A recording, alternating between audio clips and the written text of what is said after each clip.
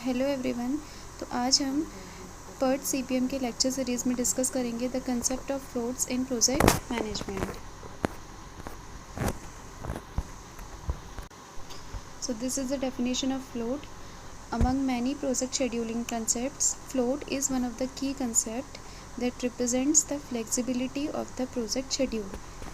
Flexibility in terms of delaying or advancing the project activity. Project execution के दौरान project की activities को maximum कितना डिले और एडवांस किया जा सकता है without affecting the time completion of the project, वो रिप्रेजेंट करते हैं एक्टिविटी के फ्लोट को।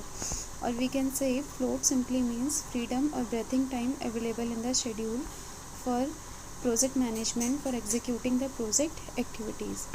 प्रोजेक्ट एक्टिविटीज़ के एग्जीक्यूशन में मैक्सिमम कितना फ्रीडम, ब्रीथिंग टाइम या डिले अवेलेबल है, पॉसिबल है, उसको हम फ्लोट कहते हैं। There are 4 types of float. First one is total float. Total float represents the maximum time with in which an activity can be delayed without affecting the project completion time. Means project के completion time को बिना affect किए हम किसी भी project activity को maximum कितना time के लिए डिले कर सकते हैं, वो रिप्रेजेंट करता है उस एक्टिविटी के टोटल फ्लोट को। Now second one is free float. Free float is the time by which completion of an activity can be delayed without delaying it's immediate successor activities. Means project की activities का free float उस maximum time को represent करता है जिस time के लिए हम उस एक्टिविटी को डिले कर सकते हैं विदाउट अफेक्टिंग और delaying it's immediate successor activity. Means उस एक्टिविटी की जस्ट इमीडिएट जो सक्सेसर एक्टिविटी है उसको बिना कोई इफ़ेक्ट किए हम इस एक्टिविटी को हम किसी एक्टिविटी को कितना मैक्सिमम टाइम के लिए डिले कर सकते हैं, वही उस एक्टिविटी के वो मैक्सिमम टाइम ही उस एक्टिविटी के फ्री फ्लोट को रिप्रेजेंट करते हैं। नेक्स्ट है independent float. Portion of the total float within which an activity can be delayed for start without affecting the float of preceding and its subsequent activities. Project की जो activities हैं उनका independent float उस maximum time को represent करता है जिस time के लिए हम उस एक्टिविटी को डिले कर सकते हैं without affecting its preceding and subsequent activities. Means जो एक्टिविटी है उसकी जो प्रेसीडिंग एक्टिविटीज़ हैं उसकी जो सब्सिक्वेंट एक्टिविटीज़ हैं, मीन्स एक्टिविटी से पहले और बाद वाली एक्टिविटीज़ को अफेक्ट किए बिना हम अपनी इस एक्टिविटी को मैक्सिमम कितना टाइम के लिए डिले कर सकते हैं, उस पोर्शन ऑफ टाइम को ही हम एक्टिविटी का इंडिपेंडेंट फ्लोट कहते हैं। Now interfering float, part of the total float which causes a reduction in the floats of the succeeding activities. तो टोटल फ्लोट का वो पोर्शन, वो पार्ट जो किसी भी एक्टिविटी के टोटल फ्लोट का वो पार्ट और पोर्शन जो उस एक्टिविटी की जो सक्सीडिंग एक्टिविटी है उसके फ्लोट को अफेक्ट करें, उसके फ्लोट को रिड्यूस करें, portion of the total float को ही हम interfering float of the activity कहते हैं। 4 फ्लोट्स थे, total float, free float, independent float और इंटरफेरिंग फ्लोट। ये हम किसी भी प्रोजेक्ट एक्टिविटीज़ के लिए कैलकुलेट करते हैं। नाउ स्लेक जो है वो प्रोजेक्ट के इवेंट्स के लिए कैलकुलेट किया जाता है। Is the time by which occurrence of an event can be delayed. तो प्रोजेक्ट की now sub critical activity having next higher float than the critical activity is called the sub critical activity. तो जो critical activity हैं उनसे just उनका जो float है उससे जस्ट हायर फ्लोट वाली जो एक्टिविटीज़ हैं उनको हम सब क्रिटिकल एक्टिविटी कहेंगे। सपोज़ जो क्रिटिकल एक्टिविटीज़ हैं उनका टोटल फ्लोट 0 होता है, तो 0 के बाद जो नेक्स्ट हायर फ्लोट वाली एक्टिविटीज़ होंगी वो सारी एक्टिविटीज़ को हम सब क्रिटिकल एक्टिविटीज़ में कंसिडर करते हैं। Unlike critical activities, subcritical activities demands normal attention but allows some freedom of action. तो critical activities की 2 कैरेक्टरिस्टिक्स हैं कि इनको स्पेशल रिक्वायरमेंट्स की नीड होती है और इनको हम डिले नहीं कर सकते, जबकि जो सब क्रिटिकल एक्टिविटीज़ हैं उनको नॉर्मल अटेंशन की रिक्वायरमेंट्स होती हैं but allows some freedom of action, और इनको हम कुछ थोड़ा बहुत क्या कर सकते हैं, डिले भी कर सकते हैं। The path connecting such activity, तो सब क्रिटिकल एक्टिविटी को कनेक्ट करने वाला पाथ सब क्रिटिकल पाथ कहलाता है। अ नेटवर्क में हैव मोर देन 1 सब क्रिटिकल पाथ, और किसी भी प्रोजेक्ट के नेटवर्क डायग्राम में मोर देन 1 सब क्रिटिकल पाथ पॉसिबल हो सकते हैं। Now super critical activity having negative float is called super critical activity. वो एक्टिविटी जिसका फ्लो होता है उसको हम सुपर क्रिटिकल एक्टिविटी कहते हैं। Such an activity demands very special attention and action. और ऐसी जो सुपर क्रिटिकल एक्टिविटीज़ होती हैं उनको वेरी स्पेशल टेंशन की रिक्वायरमेंट्स होती है। It results when activity duration, और ये वो एक्टिविटीज़ हैं जिनका जो ड्यूरेशन है, टाइम ऑफ ड्यूरेशन है, वो टाइम अवेलेबल से ज़्यादा होता है। ऐसी एक्टिविटी का ही फ्लोट जो होता है वो नेगेटिव आता है, और इन एक्टिविटीज़ को हम सुपर क्रिटिकल एक्टिविटीज़ कहते हैं। And now we are going to derive formula for all these 4 types of float. तो उसके लिए यहाँ पर हमने एक एक्टिविटी ली है, एक्टिविटी ए, और इस एक्टिविटी ए का जो टेल इवेंट है वो आई है और हेड इवेंट जे है। जैसा कि हम जानते हैं कि हर इवेंट का अर्लीस्ट अक्रेंस टाइम और लेटेस्ट अक्रेंस टाइम होता है, तो उसी तरीके से यहाँ जो इवेंट आई है उसका earliest occurrence time E I है और उस इवेंट आई का latest occurrence time L I है। सिमिलरली जो जेथ इवेंट है उसका भी earliest occurrence time E J है और जेथ इवेंट जो है उसका latest occurrence time L J है। किसी भी इवेंट का जो अर्लीस्ट अक्रेंस टाइम है वो रिप्रेजेंट करता है कि उस इवेंट से जितनी भी स्टार्ट होने वाली एक्टिविटीज़ हैं उनका क्या अर्लीस्ट स्टार्ट टाइम हो सकता है, मीन्स उन एक्टिविटीज़ को जल्दी से जल्दी किस टाइम पर स्टार्ट किया जा सकता है। और किसी भी इवेंट का जो लेटेस्ट अक्रेंस टाइम होता है वो इस बात को रिप्रेजेंट करता है कि उस इवेंट पर जितनी भी एक्टिविटी फिनिश हो रही है, मीन्स उस इवेंट पर जो फिनिश होने वाली एक्टिविटीज़ हैं उनका लेटेस्ट फिनिश टाइम क्या हो सकता है, मीन्स वो एक्टिविटी लेट से लेट किस टाइम पर फिनिश हो सकती है। तो यहाँ पर अगर आईएथ इवेंट की बात करें तो आईएथ इवेंट का जो अर्लीस्ट अक्रेंस टाइम है वो ई आई है, मीन्स इस आईएथ इवेंट से जितनी भी एक्टिविटीज़ स्टार्ट होंगी उनका अर्लीस्ट स्टार्ट टाइम जो होगा किसके इक्वल होगा, इस इवेंट आई का जितना जो अर्लीस्ट अक्रेंस टाइम है मीन्स ई आई के इक्वल। सिमिलरली जो आईएथ इवेंट का लेटेस्ट अक्रेंस टाइम है दैट इज़ एल आई, वो रिप्रेजेंट करेगा कि इस आईएथ इवेंट पर जितनी भी कंप्लीटिंग एक्टिविटीज़ होंगी, मीन्स जिन भी एक्टिविटीज़ का ये आईएथ इवेंट हेड इवेंट होगा उन एक्टिविटीज़ का लेटेस्ट फिनिश टाइम क्या हो सकता है। जो जेथ इवेंट है उसका अर्लीस्ट अक्रेंस टाइम ई जे इस बात को रिप्रेजेंट कर रहा है कि इस जेथ इवेंट से जितनी भी स्टार्ट होने वाली एक्टिविटीज़ हैं उन एक्टिविटीज़ का अर्लीस्ट स्टार्ट टाइम क्या हो सकता है, क्या होगा ई जे के इक्वल। और इस जेथ इवेंट पर जितनी भी फिनिश होने वाली एक्टिविटीज़ हैं उन सभी एक्टिविटीज़ का जो लेटेस्ट फिनिश टाइम है किसके इक्वल होगा, इस इवेंट जे का जितना जो लेटेस्ट अक्रेंस टाइम है एल जे उसके इक्वल। तो अब यहाँ अगर हम एक्टिविटी ए की बात करें, ये जो एक्टिविटी ए है इसका जो टेल इवेंट है वो आई है, मीन्स ये एक्टिविटी ए जो है वो आईएथ इवेंट से स्टार्ट हो रही है और इस एक्टिविटी ए का जो हेड इवेंट है वो जे है, मीन्स ये एक्टिविटी ए जो है वो जेथ इवेंट पर फिनिश हो रही है। तो इस एक्टिविटी ए का जो अर्लीस्ट स्टार्ट टाइम होगा, अर्लीस्ट स्टार्ट टाइम होगा वो कितना होगा, ई आई। ठीक है, किसी भी एक्टिविटी का जो अर्लीस्ट स्टार्ट टाइम होता है वो किसके इक्वल होता है, उस एक्टिविटी का जो टेल इवेंट होता है उसके अर्लीस्ट अक्रेंस टाइम के इक्वल। तो इस एक्टिविटी ए का जो टेल इवेंट है मीन्स इवेंट आई उसका earliest occurrence time E I है, इसलिए इस एक्टिविटी ए का जो अर्लीस्ट स्टार्ट टाइम होगा वो कितना होगा, ई आई। और इस एक्टिविटी ए का जो लेटेस्ट फिनिश टाइम होगा एल एफ, वो किसके इक्वल होगा, इस एक्टिविटी ए का जो हेड इवेंट है मीन्स इवेंट जे उसका जो लेटेस्ट अक्रेंस टाइम है मीन्स एल जे उसके इक्वल। तो इस एक्टिविटी का जो earliest start time means E S कितना होगा, ई आई के इक्वल। और इस एक्टिविटी ए का जो लेटेस्ट फिनिश टाइम होगा वो किसके इक्वल होगा, एल जे के इक्वल। तो अगर बात करें टाइम प्रोवाइडेड की कि इस एक्टिविटी ए को कितना टाइम प्रोवाइडेड है, तो कितना टाइम प्रोवाइडेड है ये जो एक्टिविटी ए है वो अर्लीस्ट स्टार्ट कर सकती है ई आई टाइम पर और लेटेस्ट फिनिश कर सकती है एल जे टाइम पर। मीन्स एक्टिविटी ए के लिए जो टाइम प्रोवाइडेड है उसकी वैल्यू होगी एल जे माइनस ई आई के इक्वल। मीन्स इस एक्टिविटी का जो अर्लीस्ट स्टार्ट टाइम है और जो लेटेस्ट फिनिश टाइम है उसके डिफरेंस के इक्वल। इस एक्टिविटी को कितना टाइम प्रोवाइडेड हो गया, एल जे माइनस ई आई। सपोज इस एक्टिविटी ए का किसी भी एक्टिविटी का जो टाइम ड्यूरेशन है, duration means time of completion को हम डी आई जे से रिप्रेजेंट करते हैं। तो यहाँ पर सपोज एक्टिविटी ए का जो ड्यूरेशन है वो डी आई जे है।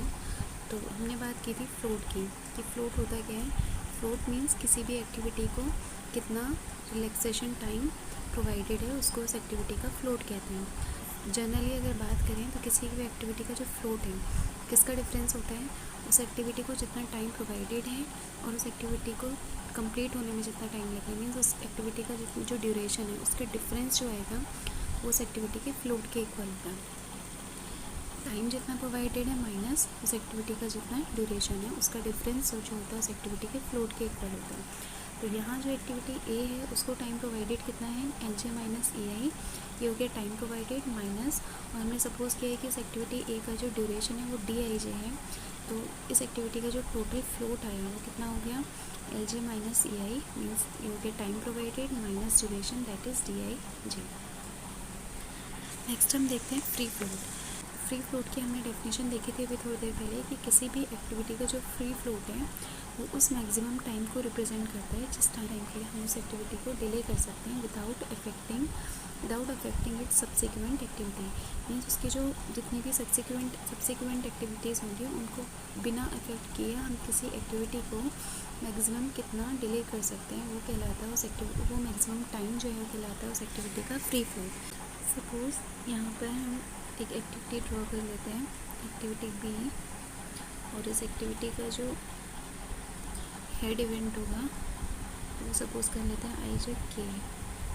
तो यहाँ हमने एक सब्सिक्वेंट एक्टिविटी भी ड्रॉ कर ली दैट इज़ एक्टिविटी बी। अगर बात करें एक ही सब्सिक्वेंट एक्टिविटी की मीन्स एक्टिविटी बी की, तो इस एक्टिविटी बी का जो टेल इवेंट है वो जे है और हेड इवेंट के है। तो ये एक्टिविटी जो बी है उसको मैक्सिमम कितना टाइम प्रोवाइडेड है, बी जो है वो अर्लीस्ट कितना स्टार्ट कर सकती है, किस टाइम पर स्टार्ट कर सकती है, ई जे टाइम पर। मीन्स एक्टिविटी बी का जो अर्लीस्ट स्टार्ट टाइम है वो ई जे है। तो अगर एक्टिविटी ए का जो लेटेस्ट फिनिश टाइम है वो एल जे है, ठीक है। तो अगर एक्टिविटी ए अपने लेटेस्ट फिनिश टाइम पर फिनिश करती है तो उससे जो एक्टिविटी बी है उसका अर्लीस्ट स्टार्ट टाइम अफेक्ट होगा। मीन्स तो एक्टिविटी ए को बी के earliest start time means E J से पहले ही फिनिश करना होगा। तो यहाँ पर एक रिस्ट्रिक्शन हो गया कि जो एक्टिविटी ए है वो अर्लीस्ट स्टार्ट तो ई आई टाइम पर ही कर सकती है, लेकिन जो उसका लेटेस्ट फिनिश टाइम है वो अब लेटेस्ट जो फिनिश टाइम है वो ई जे से पहले ही होना चाहिए। मीन्स ई जे के बाद अगर वो स्टार्ट करेगी तो एक्टिविटी बी का अर्लीस्ट फिनिश टाइम अफेक्ट होगा। और यहाँ हमने कंडीशन ली है कि जो एक्टिविटी ए है उसकी सब्सिक्वेंट एक्टिविटी को बिना अफेक्ट किए हम ए एक्टिविटी को कितना डिले कर सकते हैं वो कहलाता है इस एक्टिविटी ए का free flow. Means activity A को अब कितना टाइम प्रोवाइडेड है, ये एक्टिविटी ए अर्लीस्ट स्टार्ट कर सकती है ई आई पर अर्लीस्ट स्टार्ट टाइम है इस एक्टिविटी का ई आई, और जो लेटेस्ट फिनिश टाइम है वो अब है ई जे। मीन्स ई जे से पहले मैक्सिमम वो ई जे पर फिनिश कर सकते हैं ई जे के, क्योंकि ई जे के बाद अगर फिनिश करेगी तो जो एक्टिविटी बी है वो ई जे पर अर्लीस्ट स्टार्ट नहीं कर पाएगी इसलिए। तो टाइम प्रोवाइडेड कितना हो गया एक्टिविटी ए के लिए ई जे माइनस ई आई। तो ये तो हो गया time provided for the activity ए। किस कंडीशन में, इस कंडीशन में कि जो एक्टिविटी ए है वो अपनी सब्सिक्वेंट एक्टिविटी को अफेक्ट ना करे। तो ये टाइम प्रोवाइडेड हो गया इस केस में, और जो ड्यूरेशन है वो सेम है डी आई जे। तो इस सिचुएशन में जो फ्री फ्लोट है, इस कंडीशन में जो एक्टिविटी ए है उसका फ्री फ्लोट का फॉर्मूला आएगा E J minus E I minus D I J. Next देखते हैं इंडिपेंडेंट फ्लोट। तो इंडिपेंडेंट फ्लोट की हमने डेफिनेशन देखी थी कि कोई भी एक्टिविटी को मैक्सिमम कितना टाइम के लिए डिले किया जा सकता है without affecting its preceding and subsequent activities. Means activity A को मैक्सिमम कितना टाइम के लिए हम डिले कर दें बिना उसकी प्रेडिसेसर और सक्सेसर एक्टिविटीज़ को अफेक्ट किए बिना। तो अब यहाँ एक्टिविटी ए जो है वो अर्लीस्ट स्टार्ट कर सकती थी ई आई पर, लेकिन अभी ये कंडीशन आ गई है कि जो एक्टिविटी ए की प्रेडिसेसर एक्टिविटी है उस पर कोई इफेक्ट ना पड़े। तो उसके लिए हम यहाँ पर ए की जो प्रेडिसेसर एक्टिविटी है उसको ड्रॉ कर लेते हैं। सपोज़ ए की जो प्रेडिसेसर एक्टिविटी है वो है एक्टिविटी सी। इस एक्टिविटी का जो टेल इवेंट है सपोज़ एच है, और इस एक्टिविटी सी का जो हेड इवेंट है वो आई है। तो अब जो एक्टिविटी ए है, एक्टिविटी ए का जो अर्लीस्ट स्टार्ट टाइम ई आई था, और एक्टिविटी सी ए की जो प्रेडिसेसर एक्टिविटी है दैट मीन्स एक्टिविटी सी उसका जो लेटेस्ट फिनिश टाइम है वो एल आई है। तो अगर एक्टिविटी ए अपने earliest start time means E I पर स्टार्ट करे तो उससे क्या होगा, एक्टिविटी उसकी जो प्रेडिसेसर एक्टिविटी ए की, दैट इज़ एक्टिविटी सी, वो अपने latest finish time means LI time पर फिनिश नहीं कर पाएगी। तो इससे क्या हो रहा है, एक्टिविटी ए के अर्लीस्ट स्टार्ट टाइम EI पर स्टार्ट करने से जो उसकी प्रेडिसेसर एक्टिविटी है, दैट इज़ एक्टिविटी सी, उसका जो लेटेस्ट फिनिश टाइम है वो अफेक्ट हो रहा है। तो एक्टिविटी ए जो है वो अब EI टाइम पर अर्लीस्ट स्टार्ट नहीं कर सकती।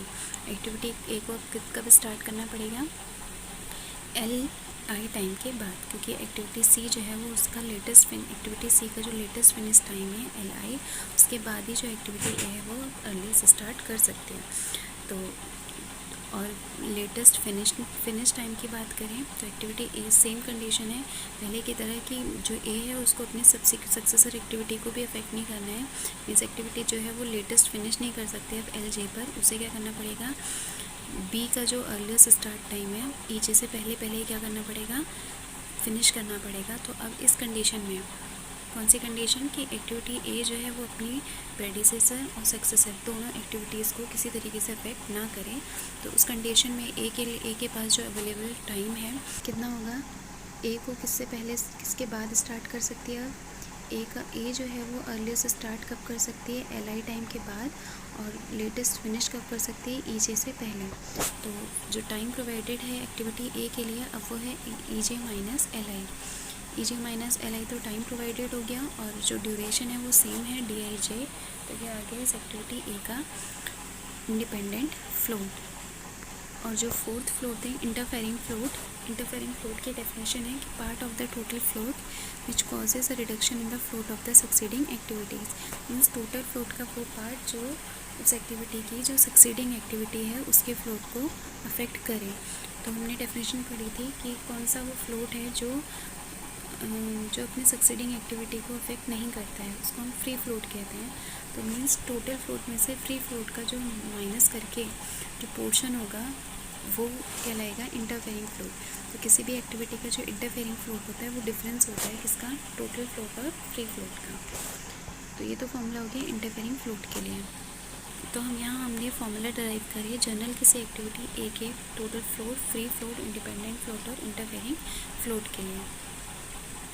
यहाँ पर एक नोट है कि जो टोटल फ्लोट है किसी भी एक्टिविटी का जो टोटल फ्लोट है वो ग्रेटर देन होता है उस एक्टिविटी के फ्री फ्लोट से, और वो ग्रेटर देन होता है उस एक्टिविटी की इंडिपेंडेंट फ्लोट से।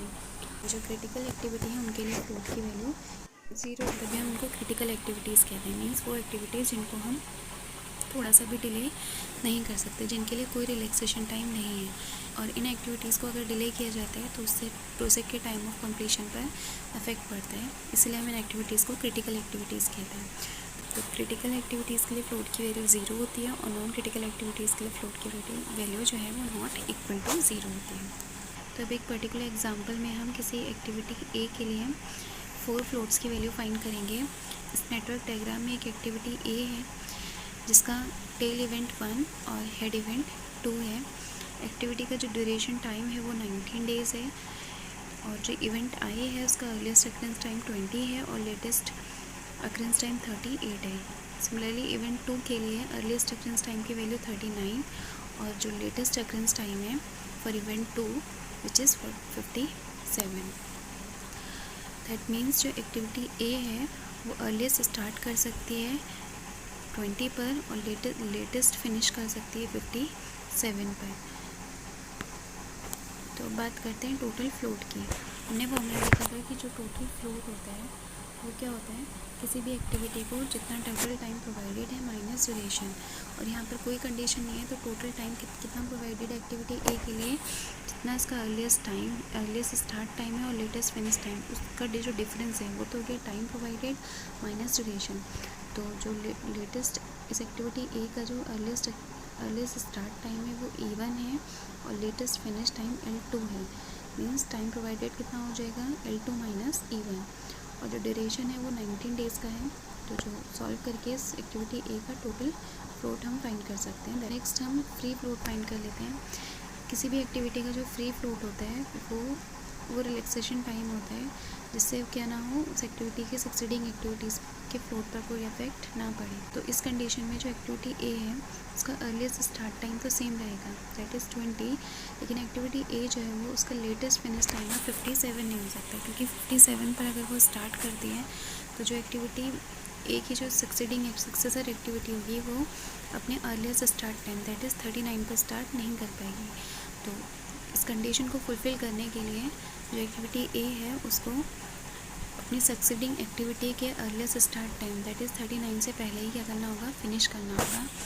तो इस कंडीशन में एक्टिविटी ए के पास जो अवेलेबल टाइम है वो कितना हो गया, 39 माइनस 20, मीन्स उसका अर्लीस्ट स्टार्ट टाइम तो 20 ही रहा, लेकिन जो लेटेस्ट फिनिश टाइम है वो कितना हो चुका है, 39। तो कितना टाइम प्रोवाइडेड है, 39 माइनस 20, और जो ड्यूरेशन है वो यहाँ पर 19 है। तो डिफरेंट सॉल्व करके 0 आया एक्टिविटी ए का free float. Next independent float. Independent float क्या होता है, वो मैक्सिमम रिलैक्सेशन टाइम जिससे क्या हो एक्टिविटी ए की जो प्रेसीडिंग और सक्सीडिंग दोनों ही एक्टिविटीज़ पर कोई इफेक्ट ना पड़े। तो यहाँ पर जो एक्टिविटी ए है अब वो अपने अर्लीस्ट स्टार्ट टाइम पर भी स्टार्ट नहीं कर सकती, क्योंकि अगर वो 20 पर स्टार्ट करेगी तो उससे जो प्रीवियस प्रेडिसेसर एक्टिविटी होगी वो अपने latest finish time that is 38 पर फिनिश नहीं कर पाएगी। तो इस कंडीशन को फुलफ़िल करने के लिए जो एक्टिविटी ए है उसको अपनी प्रेडिसेसर एक्टिविटी के जो लेटेस्ट फिनिश टाइम है दैट इज़ 38 उसके बाद ही स्टार्ट करना होगा, और अपनी जो सक्सेसर एक्टिविटी है उसका जो अर्लीस्ट स्टार्ट टाइम है दैट इज़ 39 उससे पहले ही फिनिश करना होगा। तो इस कंडीशन में एक्टिविटी ए के पास कितना टाइम प्रोवाइडेड है, E2 माइनस L1, और ड्यूरेशन है सेम 19। तो सॉल्व करके जो इंडिपेंडेंट फ्लोट है वो माइनस 18 आ गया।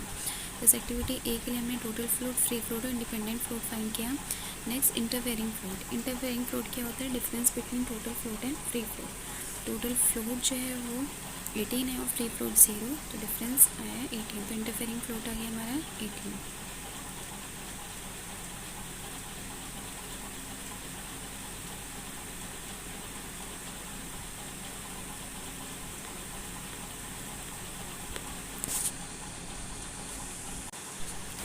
नेक्स्ट हम देख लेते हैं कि किसी भी एक्टिविटी के जो 4 फ्लोट्स हैं और उस एक्टिविटी के जो टेल और हेड इवेंट है उनके स्लेक्स के जो फॉर्मूले हैं उनको ईजिली कैसे याद रख सकते हैं और साथ ही हम उनको कैसे कंपेयर कर सकते हैं देखते हैं। तो जो एक्टिविटी ए है यहाँ पर उसका ड्यूरेशन है DIJ। एक्टिविटी ए का जो टेल इवेंट है आई है और इस इवेंट आई का अर्लीस्ट एक्टेंस टाइम EI है और लेटेस्ट एक्टेंस टाइम LI है।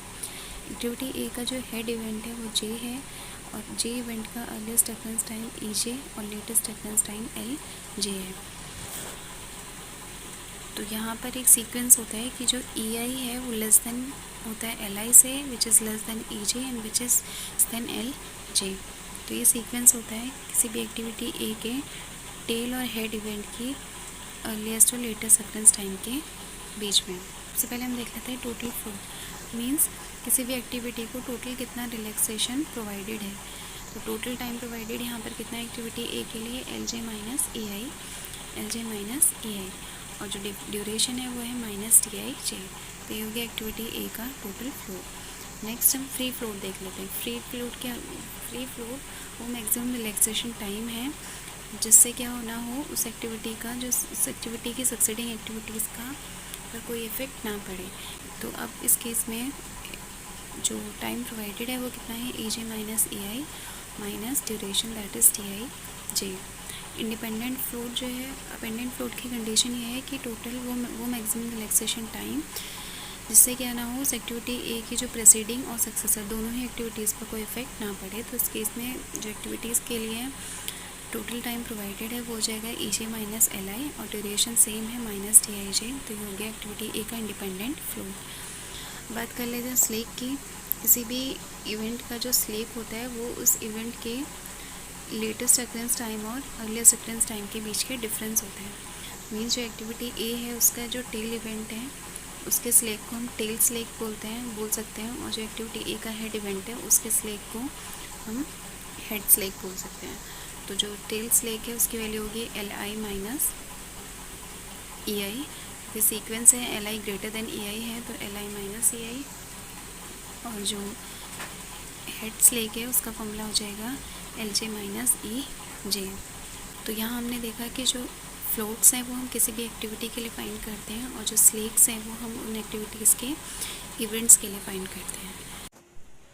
तो इस स्केल की हेल्प से हम किसी भी एक्टिविटी के जो 4 फ्लोट्स के लिए जनरल फॉर्मूले हैं उनको ईज़िली याद रख सकते हैं और साथ ही हम इन डिफरेंट फ्लोट्स के बीच में कंपैरिजन भी कर सकते हैं।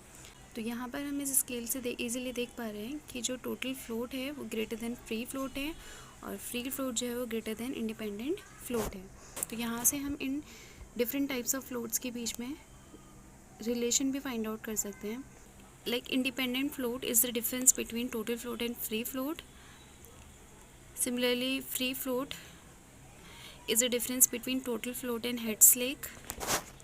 And free float is also equal to the sum of independent float and tail slake. And total float is also equal to the sum of tail slake, independent float and head slack. तो इस तरीके से हम in different floats और स्लेक्स के बीच में relation भी easily find कर सकते हैं। तो ये तो था फ्लोट का पूरा कंसेप्ट। आई होप आप लोगों को समझ में आया होगा। Thank you.